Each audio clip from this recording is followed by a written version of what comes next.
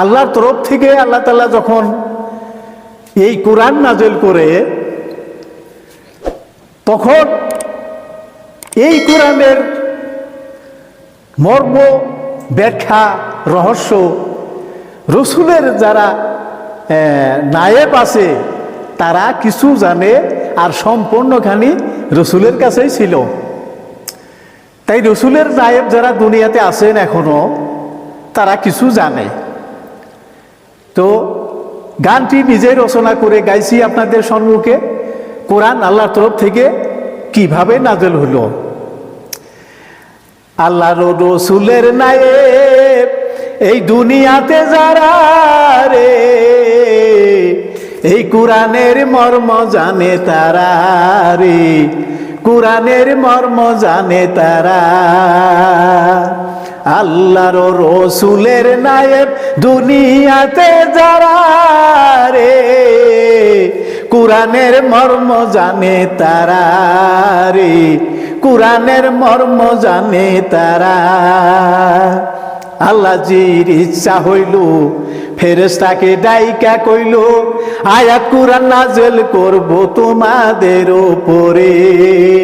আল্লাহ জির ইচ্ছা হইল ফেরেশতাকে ডাইকা বলল, আয়াত কুরআন নাযিল করব তোমাদের উপরে। ফেরেশতারা জুরহাত করে আল্লাহর হুজুরে, আমরা তো পারবো না সহিতে, আমরা তো পারবো না সহিতে তোমার এত ভারী বুঝা রে।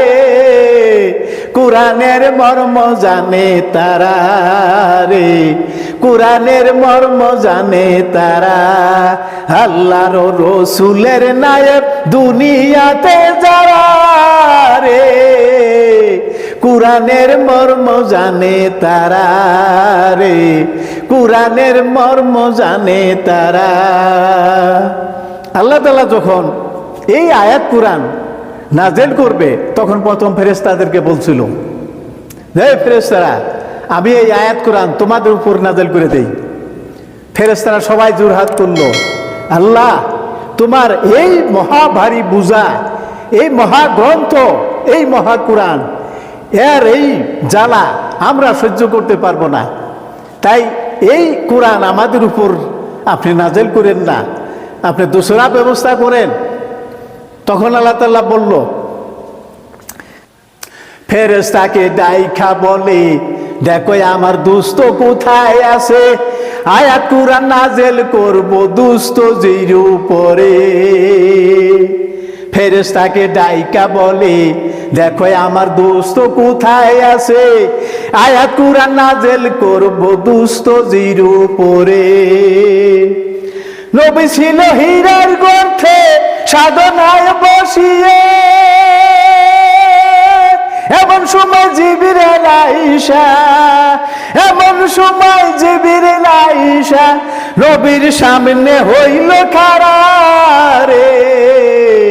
কোরআনের মর্ম জানে তারা রে, কোরআনের মর্ম জানে তারা। আল্লাহর রসুলের নায়েব এই দুনিয়াতে যারা রে, কোরআনের মর্ম জানে তারা রে, কোরআনের মর্ম জানে তারা।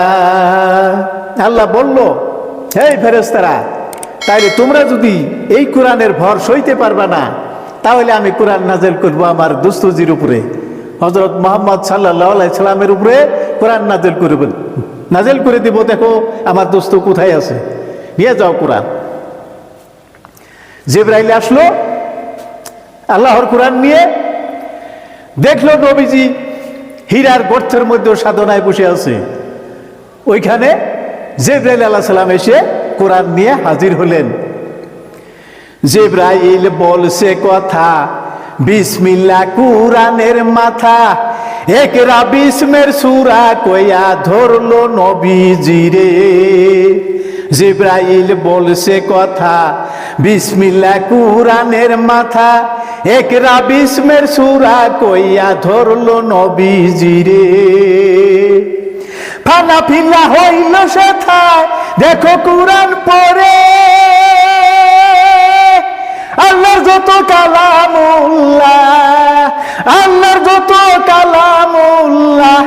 সব নবীর বুঝা সারা রে, কুরআনের মর্ম জানে তারা রে, কুরআনের মর্ম জানে তারা।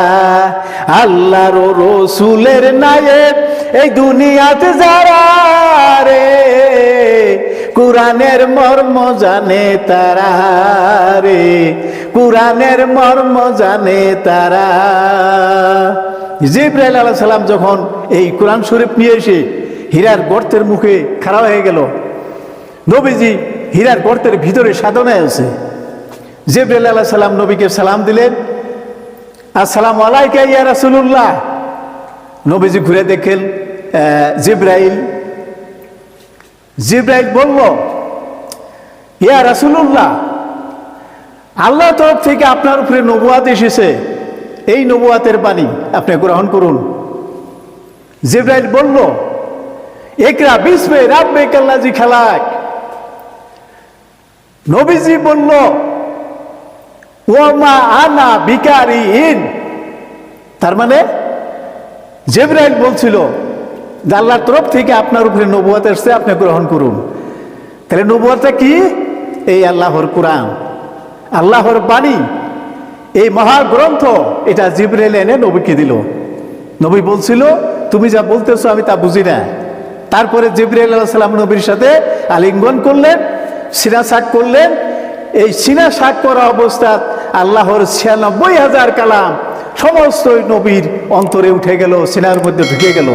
তারপরে নবী আর এই কালাম ওনার শিখা লাগে নাই, উনি নিজের মুখ দিয়ে সম্পূর্ণ কালাম উনি প্রচার করছেন, পেশ করছেন, অবশেষে এটা কোরআন হলো।